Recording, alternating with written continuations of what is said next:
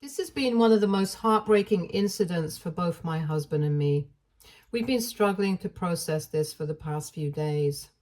I'm hoping that expressing all of this may help me and also receive some suggestions on what steps I should take moving forward.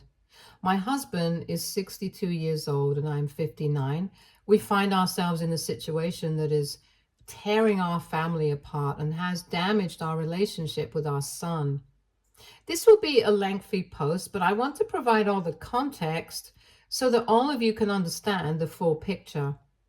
Our son, George, 27, male, was just around 2 years old when we welcomed him into our family. Our adoption journey began when we discovered that I was unable to conceive children. This was a difficult realization for both my husband and me. However, during a visit to meet with relatives, we received unexpected news about a child in need of a loving and stable home. It was heartbreaking to learn that George's biological parents were struggling with addiction and were unable to care for him. While we felt deep compassion for their situation and hoped for their recovery, we also felt an overwhelming joy at the thought of providing George with the home and family he deserved. The adoption process was a lengthy one, involving complex legal procedures and mountains of paperwork. After almost a year of navigating through these challenges, we were finally able to bring George into our home. Despite the closed nature of the adoption at his biological parents' request, we made sure to keep a letter and photo that they had left for George, should he ever wish to learn about his biological roots. As a family, we were committed to ensuring that George grew up knowing his full story and roots, even as we welcomed him into our hearts as our precious baby boy. From the moment George entered our lives, we poured all our love and energy into raising him. It was truly a transformative experience, and he brought so much joy into our lives. Despite not having a lot of financial resources, we made sure he had everything he needed. We made it a point to attend every school play, cheer at every soccer game, and stay up countless nights helping with homework or comforting him after nightmares. We were there for him through every skinned knee, every achievement, every heartbreak, because he was the center of our universe. George excelled in school and earned admission to a prestigious college. We worked tirelessly to gather every penny we could to support him and ensure he could graduate without the burden of debt. To this day, we are filled with pride and joy seeing the kind, intelligent, and generous man that George has grown to be. Anyways, as George reached the age of 16, his curiosity about his biological parents naturally grew. When he approached us with his questions, we handed him the letter and photo they had left for him. We made it clear to him that we would support his search for them if he ever decided to do so. At that time, we chose not to delve into the details of his bio parents' addiction because we did not want to portray them in a negative light. Instead, we sensitively explained that their circumstances were not good enough to raise a child. George appeared to be content with the letter and our concise explanation, and we assumed the matter had been resolved, and that was that. The most joyful moment was when George met his future wife, Megan, 26, female, during his senior year, exciting everyone in our family. Megan's kindness and intelligence seemed to bring out the best in George, and their love for each other was evident. We warmly welcomed her into our family as she truly felt like the daughter I had always hoped for.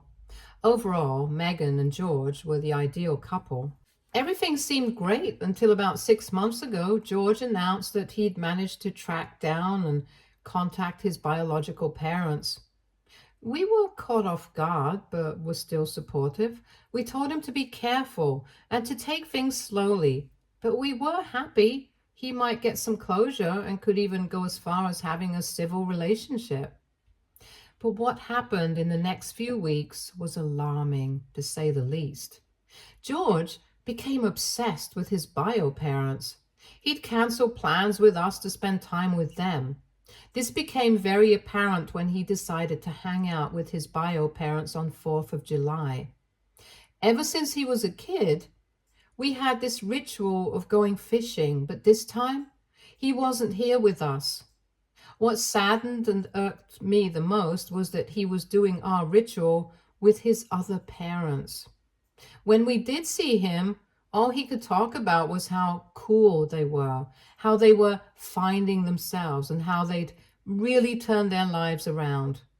We learned that his biological parents were still struggling with addiction. Our relatives did some digging and discovered that they frequently got into fights with their neighbors. They had a history of going in and out of rehab, were unable to maintain steady employment, and resided in a small, dingy apartment. Despite this, George seemed oblivious to their struggles, only seeing an idealized version of them that he had constructed in his mind. After the announcement of the upcoming wedding, there was great excitement as George and Meghan officially got engaged. Our joy knew no bounds, and we immediately offered to cover the wedding expenses, despite knowing it would put a strain on our finances. Our sons and daughter-in-law's happiness meant everything to us. They graciously accepted our offer, and together we began the intricate process of planning the wedding. Unexpectedly, around 2 months into the wedding planning, George revealed a shocking request. He expressed his desire for his biological parents to take on significant roles in the wedding ceremony. He wanted his biological father to walk him down the aisle and his biological mother to share the mother-son dance, and both of them to address the attendees during the reception. Not once did George ask our opinion or how would we feel about this new proposition he was informing us. So we sat down and accepted his new plan. We were deeply hurt. Later, when we tried to talk about it to understand his reasoning, he became defensive. He accused us of trying to erase his heritage and pretend his real parents didn't exist. We assured him that wasn't the case at all, that we just wanted to be part of his special day too. George wouldn't budge. In fact, it got worse. He announced that he didn't want us to have any special roles in the wedding at all. We could attend as regular guests, but that was it. No walking down the aisle, no special dances, no speeches, nothing at all. He said he wanted the focus to be on his real family, and us participating in anything was just senseless. Despite the hurt it caused, my husband and I continued to ignore the pain when George referred to his biological parents as his real parents. We were absolutely devastated by the situation, but we constantly reminded ourselves that George was grappling with difficult emotions and that his behavior was likely just a passing phase. However, our hopes were shattered when George took a drastic step. He called us and expressed that he no longer wanted us to attend the wedding at all. He explained that our presence would be too complicated and might confuse the guests about who his real parents were. Instead, he suggested that we would watch the ceremony through a live stream if we wished to participate. My husband and I were at a point of deep emotional pain. After a lengthy and heartfelt conversation, we made the difficult decision to retract our offer to financially support George's wedding. We communicated to George that if he felt uncomfortable with our presence or our financial contribution, we would not impose ourselves upon him. We also informed him that his biological parents were more than welcome to assume the responsibility for the wedding they were hosting. To our surprise, George's reaction was not one of disappointment, but rather of almost apparent relief. He expressed that it was probably for the best and that his real parents had offered to cover all the expenses anyway. This revelation was both shocking and bewildering. I could feel my heart shattering as my son hung up on me. In the months that followed, my husband and I were dealing with a lot of grief. So we kind of avoided talking about the wedding. We heard from friends and family that the wedding planning was a bit of a mess. Vendors weren't getting paid on time, the venue was threatening to cancel, and the wedding planner was apparently telling the couple to lower their expectations for the products and consider changing the venue. On top of that, George's biological parents were making big promises that they couldn't live up to. It all sounded like real chaos.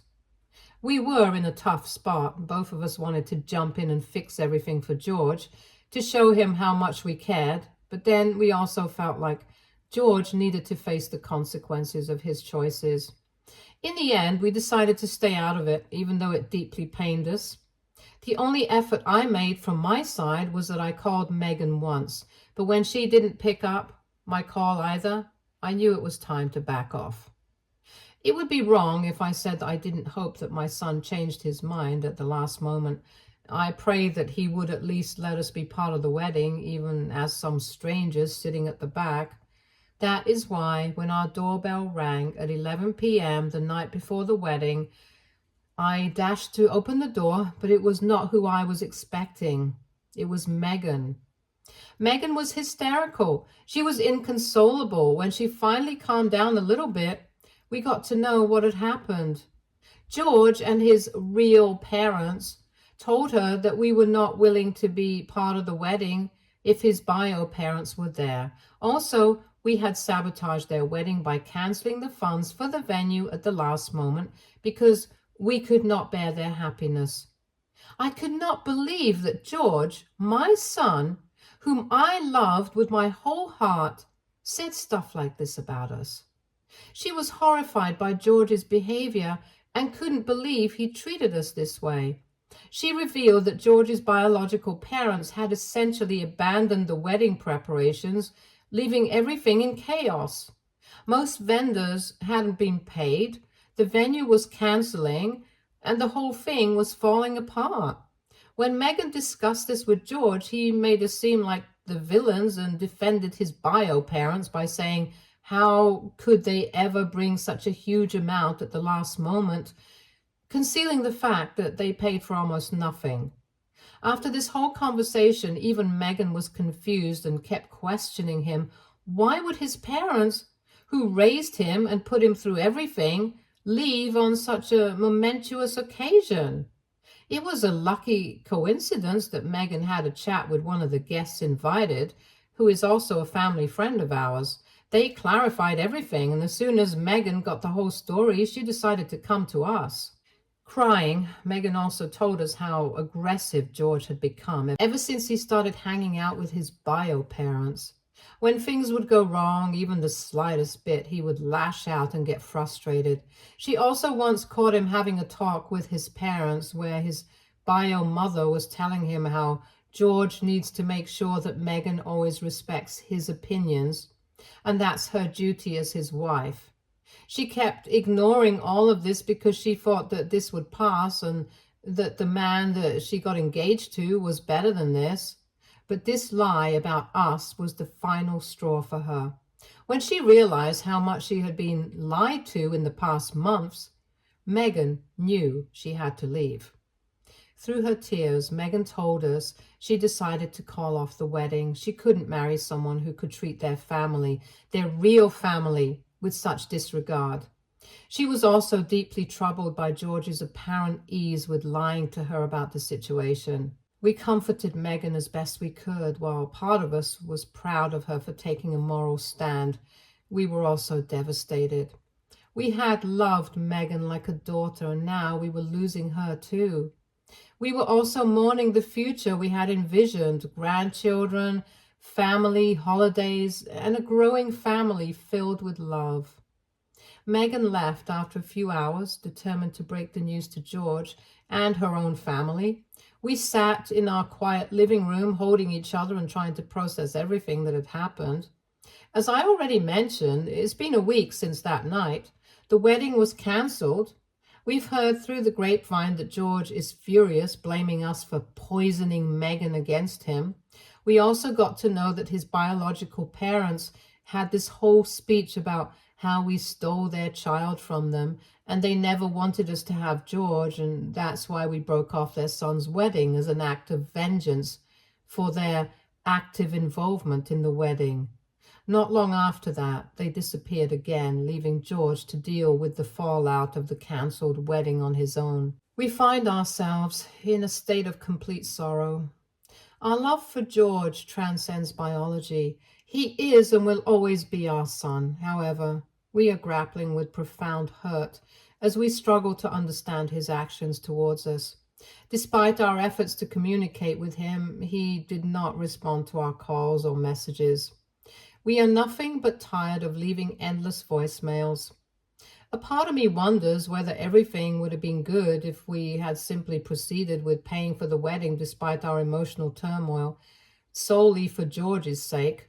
On the other hand, there is a sense that we need to assert ourselves and make George aware of the consequences of his actions, and that we would not tolerate such disrespect. Here we are, turning to Reddit for support, two parents shattered by the loss of our son and the future we had envisioned.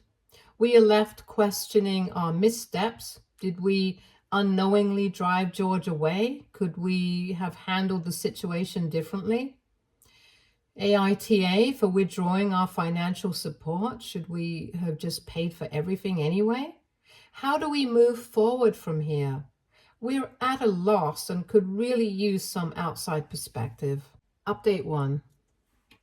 First of all, thank you all for your responses. I'm truly grateful for all the suggestion and bits of advice that everyone has given. I'm trying to read through everything and will respond when I can. After this whole incident, we are frequently checking up on Megan. The wedding break-off hit her very hard, but she has been very strong and resilient. She also informed us that she got multiple calls from George saying that whatever lies we have told her are just an act of revenge and that we always manipulated him, wanting him to do things according to us. A lot of you have asked for more details about why Megan left George, so I'll try to clarify that here. From our conversation with Megan that night and from what we've heard, since several factors led to her decision. First and foremost, Megan was deeply hurt that George had lied to her about our involvement in the wedding. He had told her that we chose not to be involved, painting us as the antagonists. Finding out the truth made her question George's honesty in other areas of their relationship. Megan herself comes from a close-knit family and places a high value on family relationships. She couldn't understand or accept how George could so easily disregard the parents who had raised him with love and care for over 2 decades.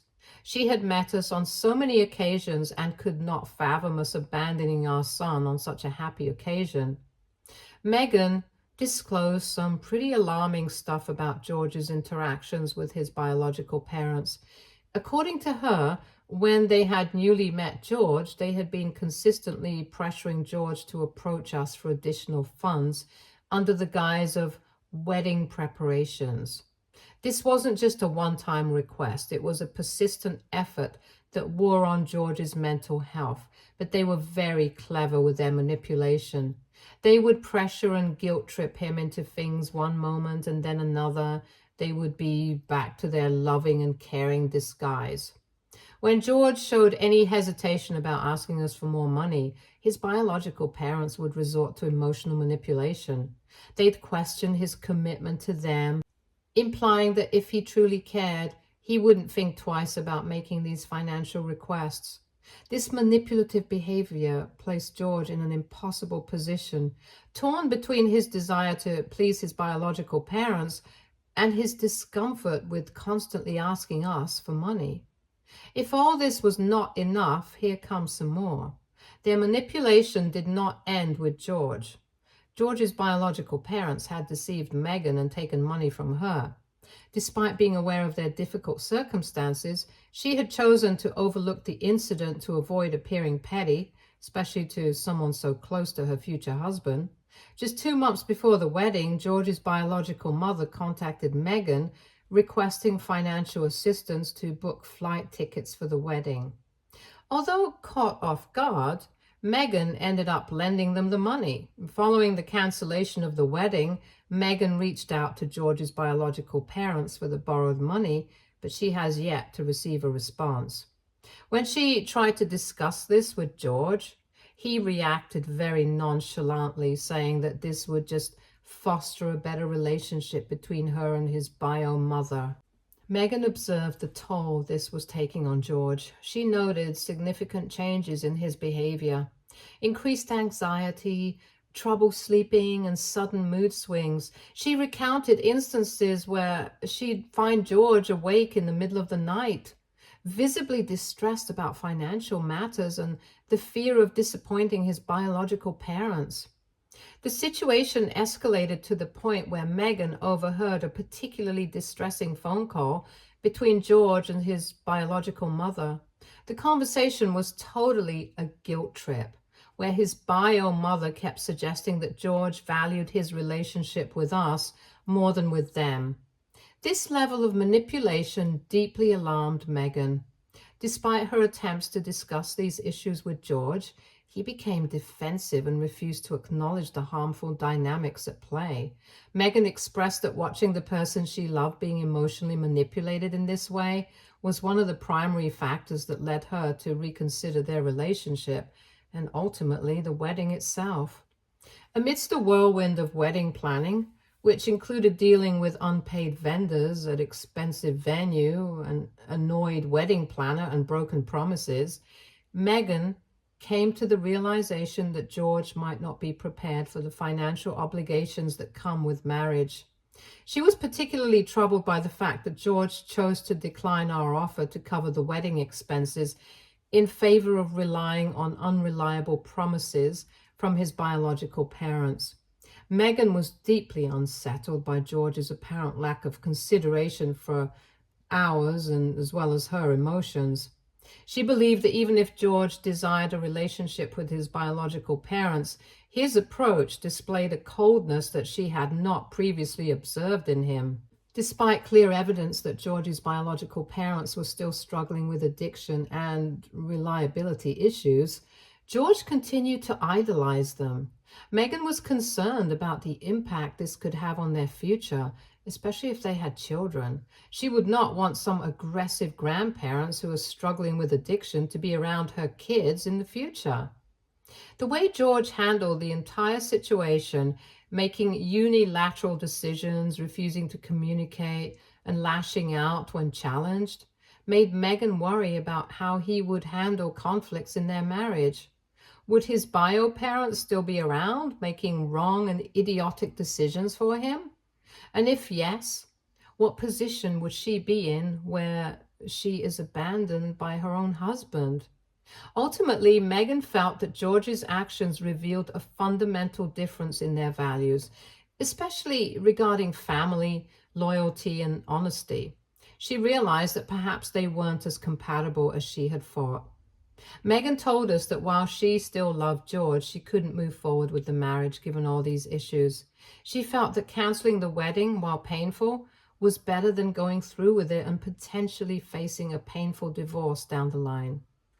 We do not know what to think at this point. To be honest, we are angry at George for the position he put Megan in, but at the same time, we also pity him since he was also manipulated into this situation and was forced to be at a point where he has to choose between his biological parents and adoptive parents.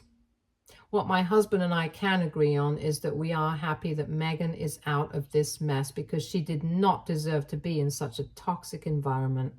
Update 2. Many of you have asked about George's childhood and if there were any signs of this behavior before. I'll try to address that here.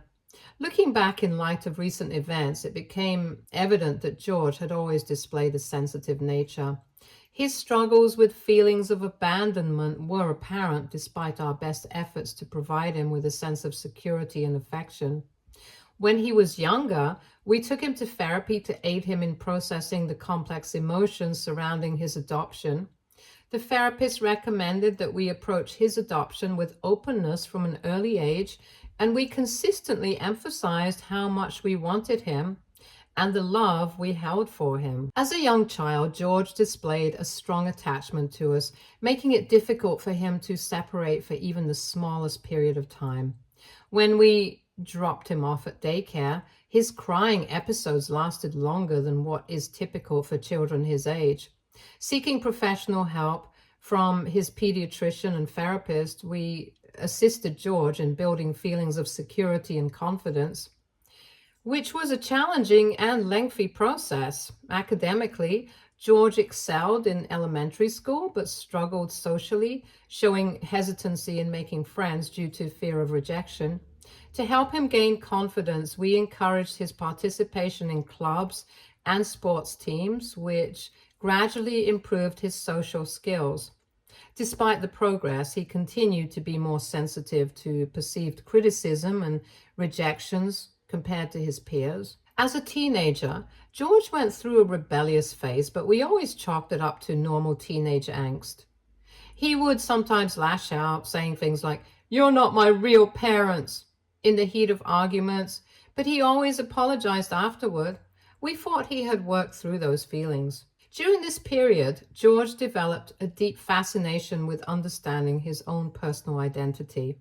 He delved into extensive online research on different personality types and invested significant time in figuring out where he belonged. His exploration extended to experimenting with various styles of dress and music, leading to noticeable changes in his appearance from week to week. While we encouraged and supported his journey of self-discovery, we were concerned about how quickly he'd abandoned one identity for another. This was not a matter of concern then, because doesn't every child go through these phases? The rethinking, the transition, and the constant urge to know yourself as well as everyone else in a better manner.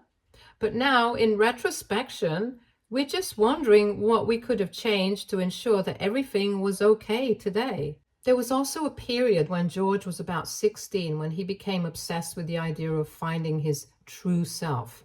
He started questioning everything about his upbringing, including our parenting decisions. There were times when he also accused us of not understanding him and of trying to mold him into someone he wasn't. We were taken aback because we had always tried to support his individuality and interests.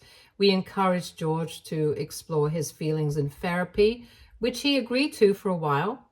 The therapist helped him work through some of his anger and confusion, and things seemed to improve.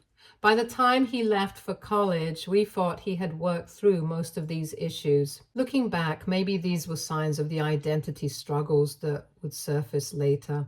But as I said earlier, at the time, it just seemed like normal teenage identity formation. George appeared to have moved past these concerns, excelling in college and seeming more comfortable with himself. Now, in light of recent events, we're reevaluating these memories. We're trying to understand if we missed any crucial signs or if there was more we could have done to help George feel secure in his identity and his place in our family. I hope this additional context helps. We're still trying to process everything and understand where we go from here. Thank you all for your insights and support. Update 3. Thank you all for your overwhelming support and advice. Many of you have suggested family therapy, and we think that's a great idea if George is willing, of course. We're going to give him some space for now, but we'll reach out in a few weeks to see if he's open to working through this together. We've researched several therapists in our area who specialize in adoption-related family issues and have experience with adult adoptees reconnecting with biological families. Some of you have also advised us to look into support groups for parents of estranged children. We'll definitely look into that. It helps to know we're not alone in this situation. We found a local group that meets weekly and plan to attend our first session next Thursday. Just knowing there are others out there who understand our pain has already provided some comfort. To those asking about Megan, we've been in touch with her regularly. She's doing okay, all things considered, though she's understandably still processing everything. She asked us if we'd be willing to stay in contact, and we said yes without hesitation. She's been a part of our family for years, and we cared deeply about her well-being. 2 days ago, we had her over for dinner. It was bittersweet, lovely to see her, but a stark reminder of what we've all lost and might not ever have again. As for George's biological parents, we don't have much concrete information. From what we've heard through mutual acquaintances, they've fallen out of contact with George again. This pattern of appearing and disappearing seems to be a reoccurring theme with them. We're deeply worried about how George is coping with all of this, but he's still not responding to our attempts to reach out. We've left voicemails, sent texts, and even written a heartfelt letter, but so far, silence. We've recently learned some troubling information about George's current state. A colleague of George's reached out to us expressing concern about his behavior at work. Apparently, George has been showing up late, missing deadlines, and snapping at co-workers, all completely out of character for him. There's worry that his job may be at risk if this continues. We discovered that George has been frequenting a local bar almost nightly. Now, let me be clear, we are not stalking him. A family friend spotted him there several times, always alone and appearing despondent. This is particularly concerning given the history of addiction in his biological family. We do not want him to go on the same path. Megan informed us that George has been making some concerning posts on social media, hinting at feelings of abandonment and betrayal. While he hasn't named names, the implication seems to be that he feels let down by everyone in his life. We've also learned that George has withdrawn a significant amount of money from his savings account. We're worried about what this might mean and hope he's not sending money to his biological parents or falling into some sort of financial trouble. A neighbor mentioned seeing unfamiliar cars parked outside George's apartment at odd hours. We're concerned about the company he might be keeping and hope he's not falling in with a bad crowd. We're taking things one day at a time, trying to balance giving George space with our desire to help him. Your comments and support have been a real comfort during this difficult time. We'll update if there are any significant developments. Thank you all again for your kindness and advice. It means more than you know to have this support during such a challenging time. Update 4. We finally got a call from George. After 1.5 weeks since the wedding cancellation, George called my husband. From what we could guess, he seemed hysterical. He was constantly crying and apologizing for everything that happened.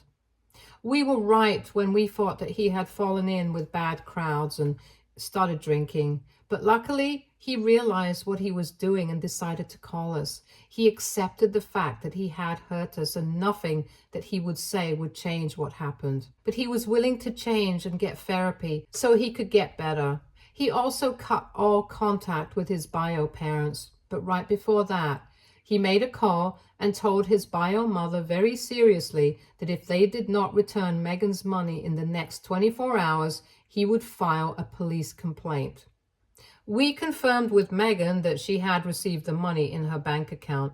We also told Megan about George's call, and she said that she still needs some time to recover from everything.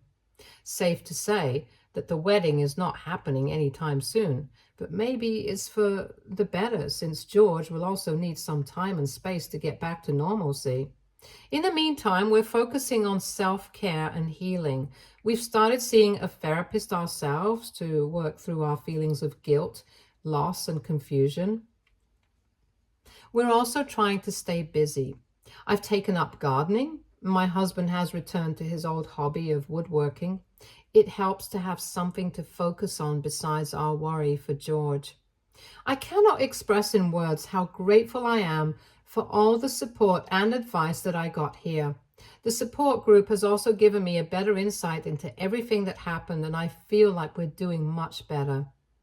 Thank you, people. We are deeply thankful for your help. Stay tuned for more stories from our girl relationships.